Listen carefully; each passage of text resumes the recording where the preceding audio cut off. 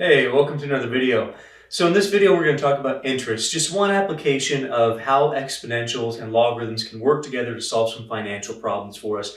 I'm not going to be teaching this at length because I've already talked about interest in a lot of other places on the channel. This should be, and you should have seen it before. Somewhere you should have seen compound interest. What we're going to do here is just a brief review. If you've never seen it before, it's not a problem. I will teach it well enough for you to understand it. And then we'll focus on what we really should be getting to, like solving for how long it would take to double an investment or how long it would take to reach a certain goal, finding some other missing variables, not just plugging in like these two examples will illustrate, but I will illustrate that. Also, you will need a calculator because we can't do this stuff in our head. So hopefully you have one handy and let's get started. So one application of exponentials is this type of growth. Now, interestingly, no pun intended, is that when we talk about interest growth, it is an exponential modeling. And that's also the same type of modeling as natural growth or natural decay if it's uninhibited. And we'll talk about that in the next video. So really fascinating stuff that exponentials can be used to model some real life things for us that we're very used to. So we're going to take a look at compound interest, whether it's compounded annually, semi-annually, quarterly, monthly, weekly, daily, or continuously. There's two different formulas that you need to know. So let's go ahead, let's review those formulas and then we'll get right into it. So these are the compound interest formulas for compounded continuously and compounded for some finite number of compounds per year. Now, in a typical finance class, I usually go ahead and derive these. So I tell you exactly where they come from simple interest to compound. But that's not really the nature of this course. We're just using this to model some financial instruments with exponentials. So here's what these words mean if you have not been exposed to it or you've just forgotten what they are. So let me take a look at these two formulas. What the P stands for in both cases is something called the principal or present value of your investment or your loan. So either way, when we talk about compound interest, the same formula. Every time you borrow money, someone's loaning it. So every single time interest is changing hands, someone is making it and someone is giving it. Interest is this cost of borrowing money. So the P is what the money's worth when you start your investment or start your borrowing. So it's called the present value or the principal. A is the future value. So it's what the money's going to be worth to somebody at the very end of this investment, let's say, or the total amount we can say. So that's what the A stands for. So it's what everything would be. Like if you borrowed $5,000, then at the end of however many years, you're going to pay back $5,000 plus interest, the cost of borrowing that $5,000 for this length of time that you've agreed to. You see, there's a certain amount of risk and there's a certain amount of I'm without my money if you loan money to someone. So when you invest money, you're basically loaning money to someone else to use, whether that's a bank or private individual or the stock market or whatever, wherever you're putting your money, you're loaning it to someone to do stuff with. And so that's that idea of making interest. Well, someone's paying you interest. They're borrowing your money for a certain amount of time. Even banks do this. When you put your money in a bank account, they take that money, they do a whole lot of other stuff with it. They make money and they give you a little bit in return. And that's why at the end of the month, your bank account goes up. However much money you have in there it determines how quickly that's going to rise. So anyhow, so P is our present value, A is our amount, sometimes called our future value.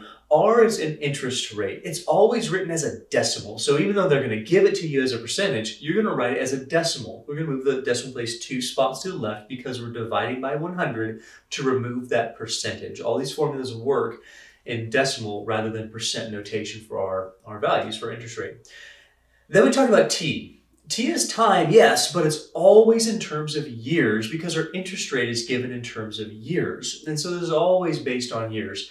And then we have a choice, whether we're going to choose compounded continuously or compounded not continuously, depending on what the problem is telling us to do. If we have continuously compounded interest, we have a special formula. Now you notice that E there, it's really fascinating, that continuously compounded interest is natural uninhibited growth. The same exact thing that we're going to get in the next video talking about population growth of like bacteria or things like this. It can be modeled well by this. That's going to become an A sub 0. That's going to become an A of T. Other than that, that'll be a K rather than an R, be a type of growth rate rather than a type of interest rate, but the same exact thing. I'm going to point you back to this. So when we talk about growing money, we really are. We're growing money like we are a population of bacteria, except that instead of bacteria, the money is dollars and cents rather than cells. So anyhow, this would be for continuous growth, but notice it has an A, a P, an R, and a T. Now, this has an N, and a lot of people get confused on what that N is. If you are not continuously compounded, then you're going to be compounded for a finite number of times in 1 year. That finite number is called N. So N is the number of compounds that your investment, let's say, or loan receives in 1 year's time. Well, that means there's a special word that has to go along with these problems. If we're not compounded continuously, we're compounded monthly or annually or daily, weekly, whatever.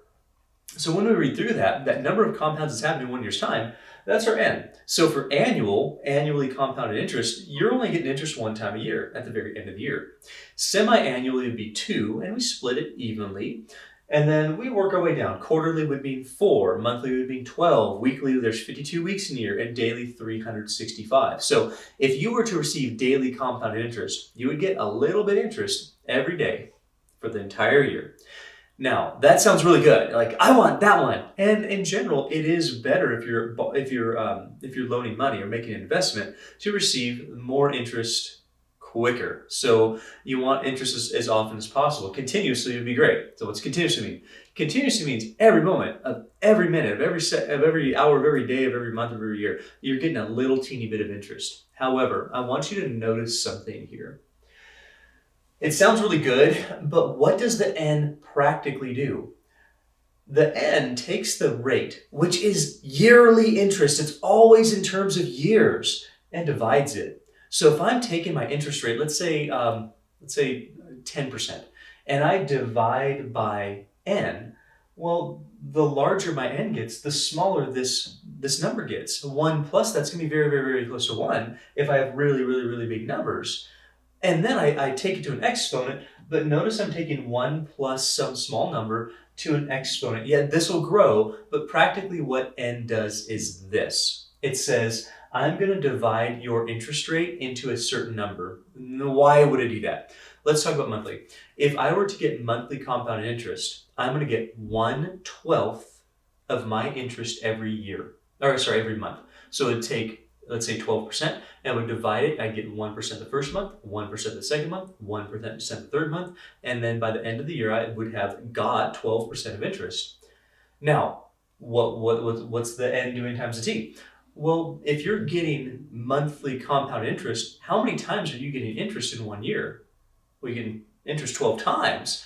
Well, that's for every single year. So N cuts your rate and multiplies your years. If it's the number of times you're getting interest in 1 year's time, that should make a little bit of sense. This doesn't have that. Why? Well, it's a funny little thing that we have.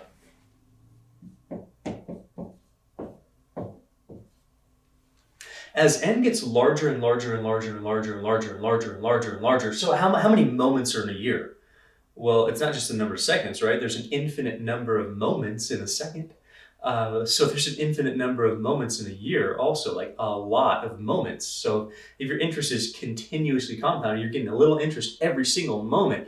Well, there's an infinite number of moments. But it's really hard to plug an infinity to something. Well, what this ends up being, you can see this is modeled on this to something going to infinity. This actually ends up being E. You can figure this out in calculus too, but this ends up being E. So if you take your N to like infinity, this part of your compound interest formula becomes E. Practically, that's a really simplistic way to talk about it, but that's what's happening. That's why we have two different formulas. So what we're going to do is we're going to practice putting this into place. We'll see how the N affects this as we go through. If that didn't make a whole lot of sense to you, it should because we've seen it before, but it might be time for a refresher. So let's take a look at it. $3,000 is invested at 9.25% compounded monthly for 2.5 years. What we need to understand is a couple things about it. Number one, what formula am I using for each case? Number two, what my key letters mean up here. So let's start understanding this. Firstly, when we are investing or borrowing, that doesn't really matter. What we're looking for is what our P is, what the problem is asking you, what our P is, what our A is, what all of these things are. So when we take a look at $3,000 invested at 9.25% compounded monthly, the first thing that's popping in my head is, what am I trying to solve for? In this case, I'm trying to figure out my future value. I'm trying to solve for my A. Well, that means I have to be given a P, an R, an N, and a T, or be told it's compounded continuously. So let's try to do that. So if I know I'm trying to find my future value, I need to be given a P. So I'm looking for my P. It says $3,000 is invested. That's called your principal or present value. What that means is this. Right now, in this moment in time, if you were to do this today, your money's going to be worth $3,000. That's the present value of what you're investing.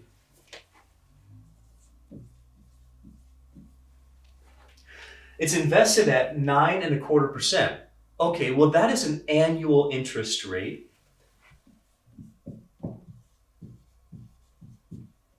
And we always write it as a decimal. So we move our decimal 2 spots left, because when you change from a percentage to a decimal notation, you divide by 100, because 1 equals 100%. You're dividing by 100%, divided by 1. It's giving the same value with a different look. Compounded monthly, this is the determination of when you use which formula. So if this says compounded continuously, we have a formula for that. This is compounded and gives you a finite amount in a year, monthly, daily, weekly, etc. Then we think, okay, what's compounded monthly mean? How many times do months happen in a year? How many compounds am I going to get in a year? Well, that would be 12. Now that we have some numbers on the board, this will make a little more sense. Look at what the 12 does. The 12 takes your annual interest rate and divides it into 12 little pieces. Why?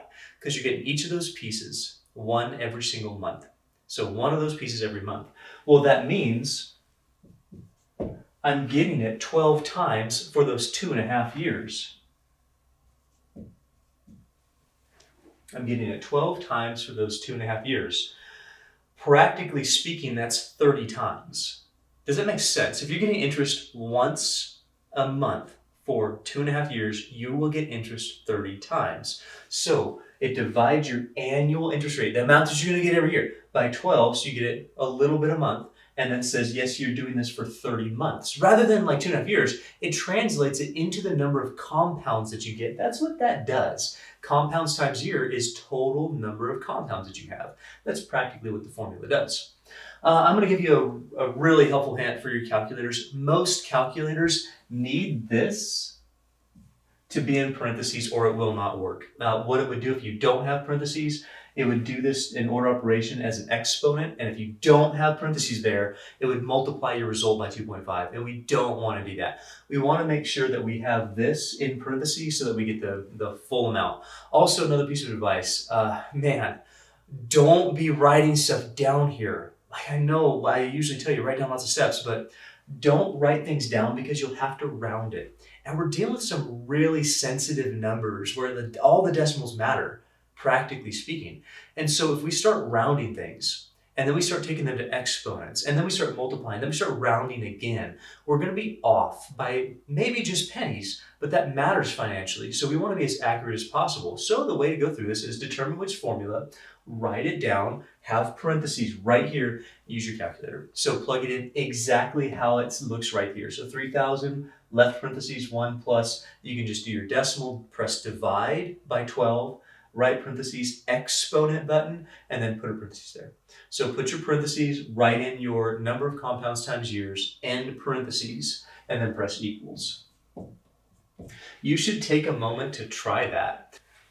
So what I got out of this was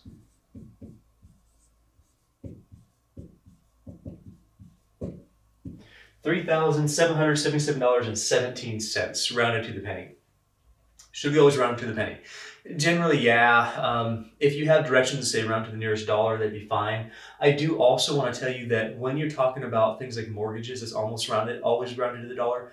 And we almost always round it up because we don't want to be short on our investment or our loan. So typically, even if this had been, if we had rounded to the penny, and like I did here at 1/7, that's fine. But a lot of times, financial institutions, no matter how much that next number is, will round that to an 8. Even if it's 171, it rounded to 18 cents instead of 17.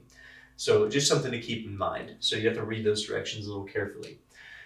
So that's it. Here's what that means. That means that in the future, in 2.5 years, what this money is going to be worth to someone, the future value of it is $3,777.17. That is how much is going to be in your account after you make this investment and let it go for exactly 2.5 years. That's what's going to be there. You will have received interest every month for those 2.5 years. 9.25% interest divided by 12 says that's how much interest you would receive every month, added to your amount. And then you do that for whatever the 30 months is. I hope that makes sense to you. I hope you're seeing why the formula works. I went into a little bit more detail about this than I planned, but hopefully you're sticking with me on that.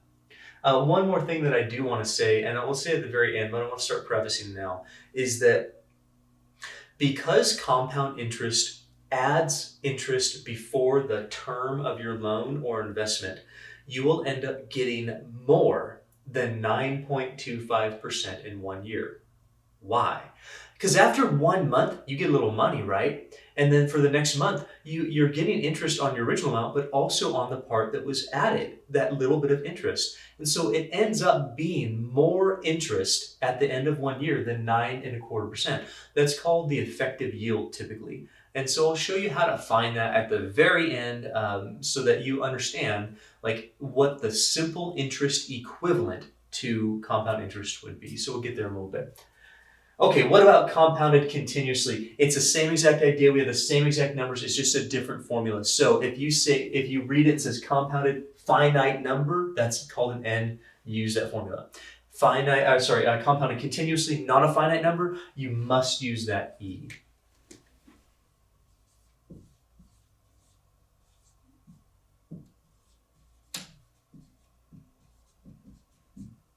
So it's a little simpler actually. We go ahead and we put 3,000, that's our principal or present value. E is a constant, or the number, natural number, raised to the rate times the time in years. Notice there's no compounding because it's always being compounded. It's an infinite number of compounds. That's what that E sort of wraps up for you. And we use our calculator. Most calculators, when you press second ln, will put an E there with an exponent and parentheses. There's not much you have to do, but we do want to make sure that that does come in parentheses. It should show up automatically on your calculator. And rounded to the penny, we have $3,780.52. Now, this comes as a surprise to a lot of people. They go, wait a minute, I thought it'd be more. Because here we're getting interest only 12 times a year. Here, we're getting interest every single moment of every second, every minute, every hour, every day, every month, every year. That's a whole lot of times you get interest. In the grand scheme, it's a little over $3 over 2.5 years. So is it more? Will continuously compounded interest always get you more than anything using this formula? Yes, but it's not as significant as some other things. In finance, we really explore this. We say, well, what are the big factors that would cause you to make more money or lose more money? Number one, generally, it's the interest rate. The interest rate is a huge factor in earning or owing a lot of money. So when we're investing, we want that pretty high, right? As high as we can get it and still be secure. If we're borrowing, we want that as low as possible. And that's the one thing that makes the most difference. After that, it's length of time. So the length of time really affects how much interest you're going to earn or owe at the end of your investment or loan, respectively. All right, let's move right along. So we got another type of problem. This is really what I'm going to focus on, finding some missing variables rather than just plugging in to a formula. So let's take a look. How much should be invested at 8.5% compounded daily to earn $800 in 3.25 years? When you deal with these problems, really think through, what am I looking for? Because everything else should be given to you or be able to be found. But you want to be able to identify what variable you're missing and which formula you're using pretty much at the same time. So how much should be invested at, okay, right there, we can stop. How much should be invested? What are they asking you for? Are they missing the amount, the present value, the rate, the years, or the compounds? If they're saying how much should be invested, they're asking what is the value of the amount of money that you want to put in right now? So that's the present value. We're missing the present value. That means we're going to have to be able to determine the future value, the amount, the rate, that's our interest, the time, that's our years, and possibly a number of compounds, or determine that it's continuously compounded. So we should be able to look for those things. All right, how much should be invested? I know that I'm searching for a P. The rest of this should be filled out. At 8.5%, okay, there's my rate, 8.5%.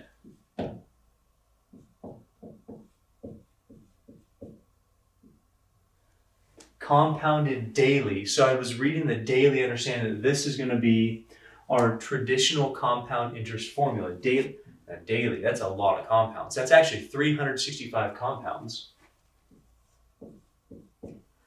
What that means is that you would take your annual interest rate, that 8.5%, if you divide it by 365, this is the amount of interest you're going to get every single day. You'll take your principal or whatever's in your bank at that time, multiply it by that amount. That's what you would get every single day. However, because you're getting a lot of times, well, you're getting that little amount of interest a whole lot of times.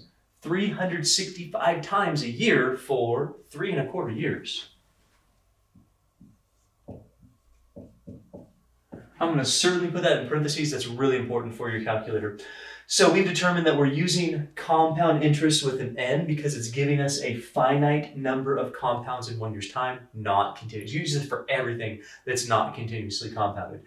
We've determined that it's asking us how much should be invested. That's a present value, so we're missing the P. We write that down. It's given us a rate. It's given us a number of compounds, that's 365. It's given us a number of years, 3.25. And it says how much we want. Okay, so to earn $800. So if we're going to earn $800 or have that amount out, well, that would be our future value for this money. Now, that is worded a little bit poorly. That's kind of ambiguous as to, well, would you earn $800 in interest or would you earn $800 total?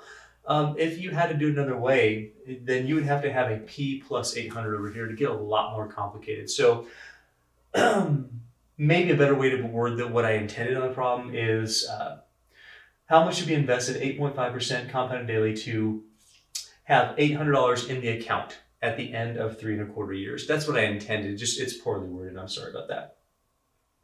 So moving on to how to solve this. If we understand that we're solving for P,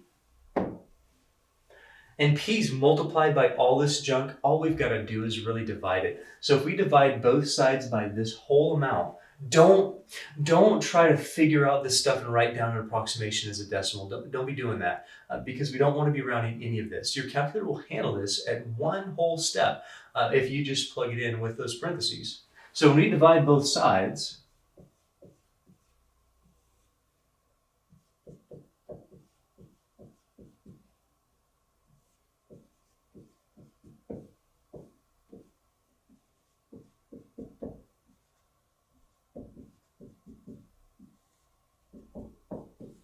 it solves for P for us. When we evaluate this on our calculator, we put in 800, press divide, and use a big bracket. So use a parentheses, then use another parentheses. So this really should be like this.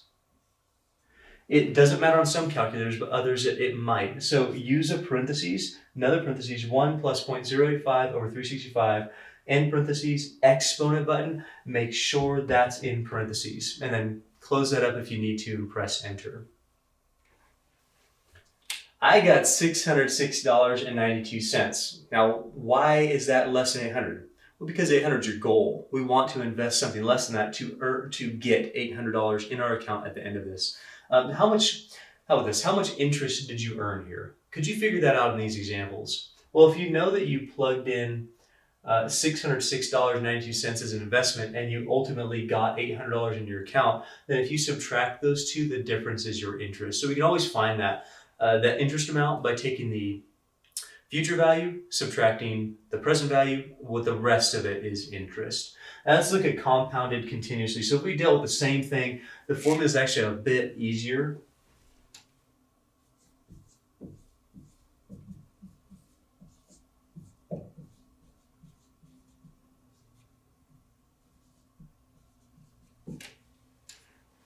We know that we're still searching for our P. We know that we want to have $800 in our account at the end of 3¼ years under a rate of 5%. And that's compounded continuously. So we're using the correct formula. We just plugged in the appropriate things. 800, left that. E is E. It's not a variable. R was that 0.085 and then 3¼ years. So if we understand that this is still multiplication, we can divide both sides by this entire expression.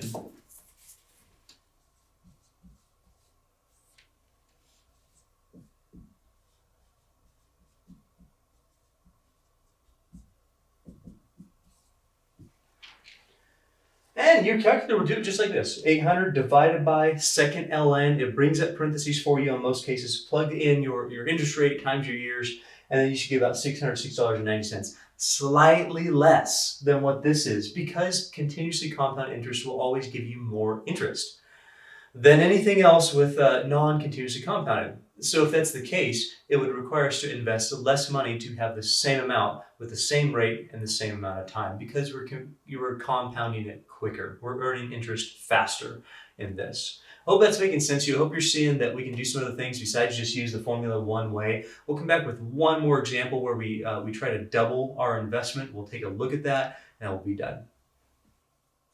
Okay, last two. So same example, we're just going to do it twice so you see how to deal with continuously compound interest again. So how long does it take to double an investment at 4.5% interest compounded quarterly? And you go, well, what's the size of the investment? It doesn't matter. Whether you invest $1 or $1 million or $1 trillion, at that interest rate and that compound, it's going to take exactly the same amount of time to double both. So what are we really asking for here?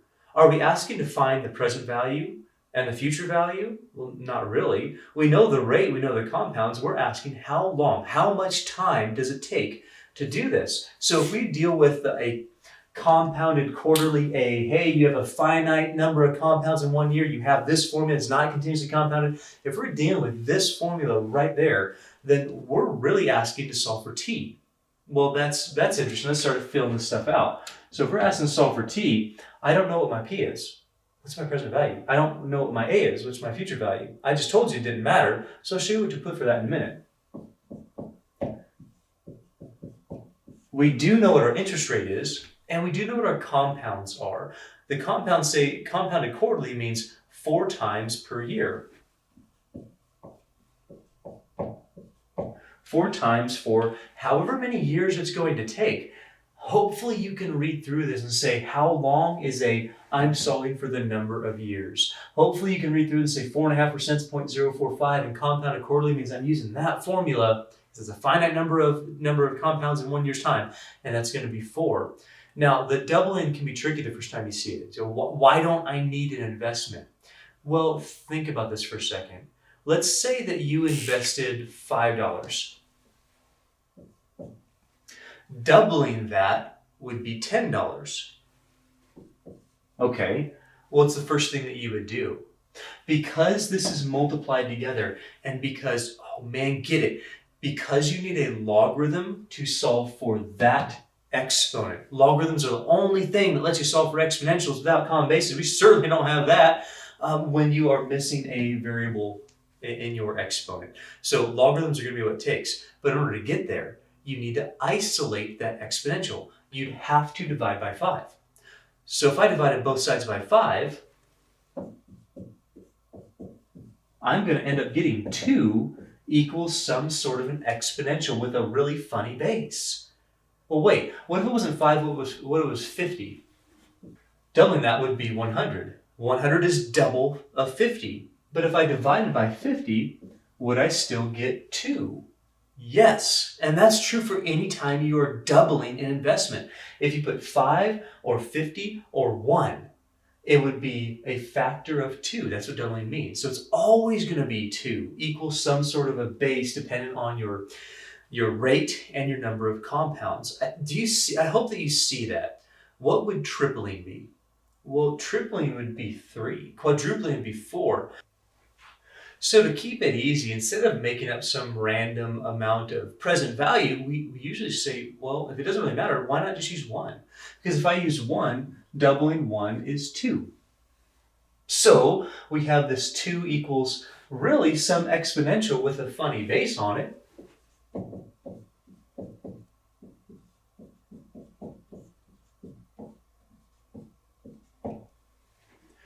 And this is exactly what an exponential equation is. So how do you solve exponential equations? Well, firstly, you isolate the exponential. We've done that. This is your exponential. It's just a really awkward base. But this is a base, right? This is a number. If you added this in your calculator, you would get some constant raised to some exponent that has a variable equal to another constant. So how do you solve it? We can choose to do a logarithm on both sides. What a logarithm on both sides would do is allow us to move this exponent to the front and divide. And we've done that many times before, which can't do. You can't sit here and say those are common bases, so common bases won't do it. You have to have logarithms. Also, I would discourage you from using a logarithm with this base. That's really awkward. I'm going to encourage you to use a logarithm with a base of e. Use an ln here, especially when you get down to compounded continuously. We'll see why in a bit. But what we're going to do is we're going to take an ln on both sides. So on the left-hand side, we get ln 2, and on the right-hand side,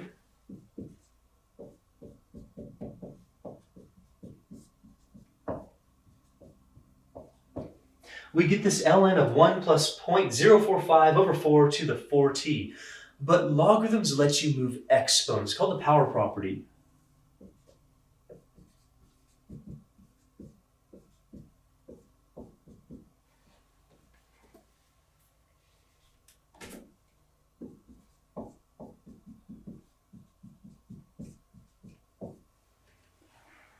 And because those are both multiplied, we can divide both sides by the 4 and this natural log of 1 plus 0.045 over 4.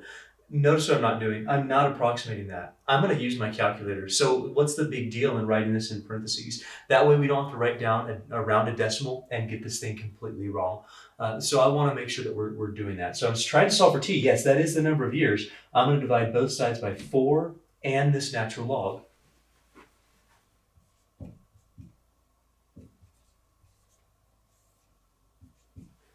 So ln 2 divided by 4 and also divided by the ln.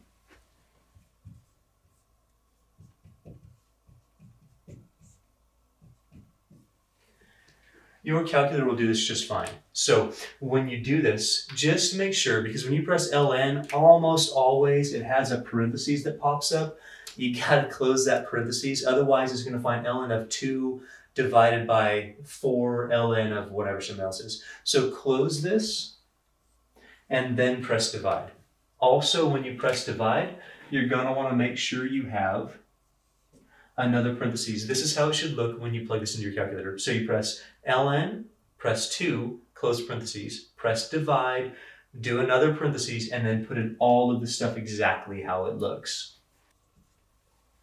I ended up getting 15.49 years, so almost 15 and a half years on this. Remember, the T is years. That's a long time to double investment, but that's exactly how long it would take you to double whatever the present value is, whether it's $1 or $1 billion, it doesn't matter. If you're going to double it and you're going to give it 4.5% and compound it quarterly, that is how long it's going to take you, no matter what your initial investment is. I hope that makes sense. We saw that mathematically, but now it should be sort of clicking. So let's deal with this last one, this compounded continuously. We'll see that ln's are really nice to use, especially with compounded continuously type of interest. So what this idea says, how long would it take to double your investment 4.5% compounded continuously? Well, continuously, as soon as I hear that word, I'm thinking that formula. So I know I know that I'm looking for the year, says how long. I know what my rate is, 4.5%. I don't know what my present value is or my future value is, but I know the relationship. I know that my future value should be twice the present value. If it had been tripled, you'd put a 3 here. We can do this with lots of different things. We can say, what about how long would it take to take one amount to another amount given that amount of interest? We just have to know both of those things if it's not giving you a specific value like doubling or tripling, some sort of factor like that. So we have double an investment at 4.5% compounded continuously. Because 1 times any sort of exponential is just giving us back the exponential, my 1 is fairly irrelevant. All this is saying is, hey, you now have an exponential equation. There's no way you're getting common bases. You're going to have to use logarithms. Let's use ln. And in a wonderful turn of events, we have now composed an exponential onto a logarithm of the same base. They're going to cancel. It's fantastic. This becomes even easier than this. I hope that you remember that when you're composing an exponential base of e onto a natural logarithm, that's a base of e, they're going to simplify. You've composed a function with an inverse. They have to cancel out.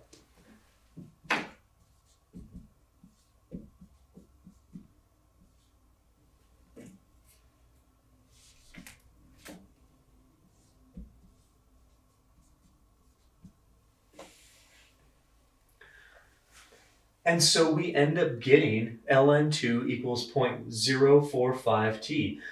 Could you have moved this exponent to the front and had a little 1 here and then used a property? Ln of e to the first gives you 1. You could have, but that's a little bit more work than we need actually. All that's required here is now divide both sides by 0.045.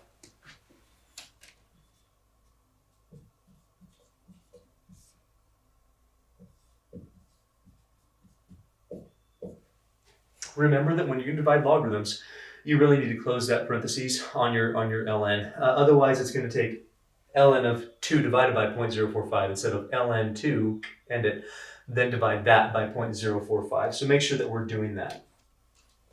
I ended up getting 15.4 years. Should it be less than this? Yes, because continuously compounded interest grows faster. So this will be slightly less time, but not much less time to achieve the same doubling factor there. I hope that this has made sense to you, especially this last part. Most of the time you do end up seeing this in like an intermediate algebra class, not college algebra. Well, we see it both places, really, but a lot of times this doesn't make sense to an intermediate algebra student. And if that was you, hopefully the second time around, then this is making sense. That's what my goal is, just to make this stuff, you learn it. So make this stuff understandable for you. Hopefully I'm doing that. You're understanding exactly why we're doing a logarithm on both sides, because we're solving for an exponent. That's the only thing that does it. Hopefully you understand why the ln makes it nice here. Why is it better here than here? Well, because we inherently match our base, and that's nice. That's a composition of inverse functions. They have to cancel. So barring the last example about some effective rate or effective annual yield, hopefully this has made sense to you, and I'll see you for a couple more examples in a second. All right, last little bit. We're going to talk about effective rate or annual yield, effective annual yield. And so what that means is the amount of interest you're actually earning if you were to consider this as simple interest. Now, why would we ever do that? Well, because of how compounding works, you actually make or owe more interest than the nominal rate suggests. I'll explain that a little bit differently. If you were getting a 12% interest rate monthly, well, you'd get 1% a month. That's true. But after the first month, you actually earn money, right? So the second month, where you're still earning 1%, you're not earning 1% on the original amount. You're earning 1% on the original amount plus a little bit. So you're earning more than the first 1%. So that's weird, but the first month, you're earning 1%, if it's 12% per year, on your amount. The second month, you're earning 1% still, but it's on a larger amount. And that happens for the third month, fourth month, fifth month, all the way to the 12th month. You're earning 1%, that's true, but it's on a larger amount because compound interest is growing exponentially. So this will give you the rate that you're actually earning. over 1 year's time if you were to consider it as simple interest. Simple interest just says, okay, take your amount of money, look at the amount of time, and give yourself that percentage of that value. And it's always annual, so this is based on 1 year's time. Now, these formulas look really, really familiar, but what is the -1 doing? Why isn't there a p? Like, where does it come from? This is a stripped down version of compound interest and compounding continuous interest. So here's what I mean by stripped down. There is no present value, or consider the present value to be $1. This is for 1 year's time, so there's no t, or consider the time to be 1. Why? Because if we're only worried about finding the actual annual percentage rate that we are earning, the effective APR, then what this is going to say is I really don't care about year 2. I just want to figure out every year how much I'm really earning here or paying in interest. That would do it. Consider $1. Consider 1 year's time. This would give you a percentage plus $1. So subtract the $1 that you invested. That's where the minus comes in. If you invest $1, that's 1. And you figure out how much you'd have after 1 year. And then you subtract the $1. What you're left with, because our dollars are base 10 and because that pennies represents a percentage, that will leave you with your decimal equivalent of percent that you're actually earning. That's what's going on here. Same thing happens here. This says, imagine $1 for compound. Imagine 1 year. Well, how much would you earn? $1 and some change. Subtract the $1. What are you left with? The change. But because that's based on 100, our pennies are cents or part of 100, it's giving you the decimal equivalent for the percentage of the rate that we actually earned. So we're going to do an example right now. We'll do it both with traditional interest and then with continuously compounded. Let's find the effective rate of 9.75% compounded monthly. That's the only two pieces of information you need to know. It's always over 1 year. So our T is 1. We don't even write it. It's always for $1. Our P is 1. We don't even write it. And we subtract the 1, signifying that we're just getting the cents back, which represents the percent. So let's go through it. Because it says compounded monthly, we're going to use our traditional compound interest. We're going to say, here's really what's going on, okay? You're investing $1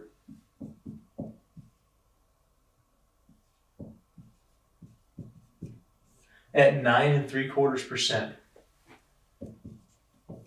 You have monthly compounded interest, and you're letting this go for a year. Now, we don't show that because it's always $1. We don't show that because it's always a year. But can you see it? I hope that you can see that this is just your standard formula. Now, where the -1 comes in. If we did this without subtracting the 1, and we can do it right now. If we did it without subtracting the 1, we're going to get 1 point something. Well, that 1 point something would be your future value of your investment of $1. If I subtract the $1, it's going to give me my interest. That's true. But this interest is only after 1 year. And it's only with $1. So what the interest is going to be is the actual rate of investing $1. So we subtract the 1 to find the interest. We talked about this earlier, and that's why I preface it. I said, if you want to find out your interest, take your future value, subtract your present value, or take your amount, subtract your principal, it'll leave you with your interest. And so this would be the interest that we get.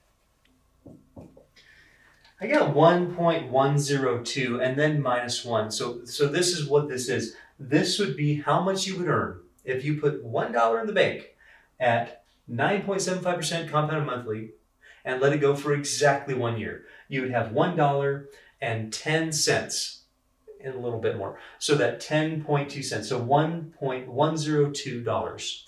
That's how much you would have. If I subtract the $1 I invested, take your future value minus your present value. If I subtract that $1, then I'm going to get 0.102.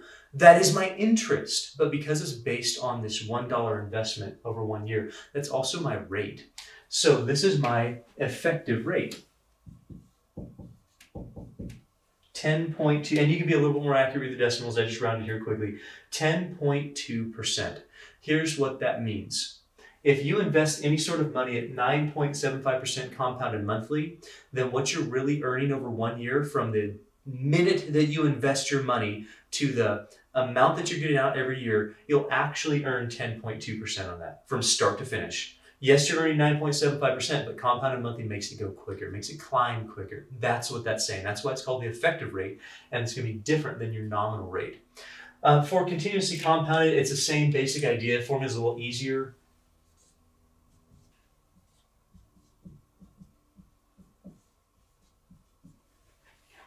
We fill this out and make sure you got parentheses around that because you don't want to plug this in and say second ln. It's going to give you parentheses. You don't want to put the minus 1 there. So close those parentheses, then subtract 1. And we get 0.1024. That's 10.24%. And that right there will show you the difference between compounded, a finite number, like monthly in this case, and compounded continuously. You will earn more interest with continuously compounded. So we've seen that several times. I hope I've made finance make a little bit more sense to you. Of course, we're not doing an exhaustive finance class here. I just wanted to model some of the finance that relates to our exponentials so that you can see that. So you can see, oh yes, that's based on E. That is exponential growth with a base that's greater than 1. So is what this is based on. The original compound interest formula, that's based on a base that's greater than 1. We should have some growth on that. I hope that you saw that. Hope you saw the necessity for logarithms when we solved for our exponentials. Notice we can always solve for the number of compounds, although you rarely see that. We can solve for time, we can solve for present value, and we can solve for rate if you need to solve for a rate. We can do that. We can solve for future value. So all of those things are open to us at this point, but for the solving for time, you have to use a logarithm. That's only one that you need it for. So I hope it made sense, and next time we'll talk about something very similar actually. We'll talk about exponential growth and decay. It'll start talking about something called differential equations, a very basic introduction to that. So I'll see you for another video.